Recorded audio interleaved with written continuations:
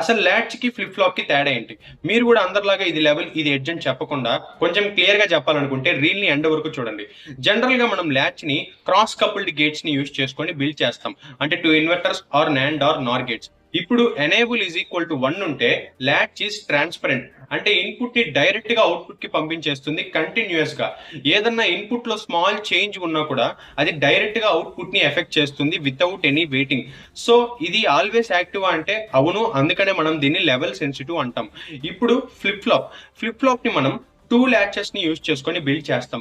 అంటే master plus slave configuration.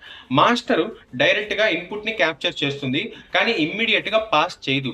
అదే విధంగా స్లేవ్ క్లాక్ ఎడ్జ్ అప్పుడు మాత్రమే అవుట్పుట్ ని అప్డేట్ చేస్తుంది. So output updates only on rising and falling edge, not continuously. So ఇప్పుడు ఈ రెండింటి మధ్యలో క్లియర్ డిఫరెన్స్ ఏంటంటే లాచ్ అనేది డైరెక్ట్ పాత్ వెన్ ఎనేబుల్డ్, కానీ flip flop controlled transfer using clock edge. రియాలిటీలో లాచెస్ వల్ల టైమింగ్ ఇష్యూస్ వస్తాయి లైక్ గ్లిచెస్, కానీ ఫ్లిప్ ఫ్లాప్స్ ని మనం ప్రాసెసర్స్ లో యూజ్ చేస్తాం, ఎందుకంటే due to precise control. So ఇప్పుడు ఈ రెండిట్లో ఏది బెటర్ అనే విషయానికి వస్తే ఈ రెండిట్లో ఏది బెటర్ కాదు, జస్ట్ డిఫరెన్స్ మాత్రమే.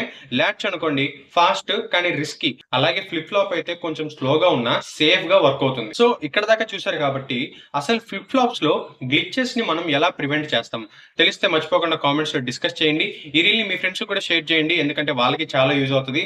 అలాగే పేజ్ ని ఫాలో చేసుకొని పెట్టుకోండి. నెక్స్ట్ రీల్ లో మళ్ళీ కలుద్దాం.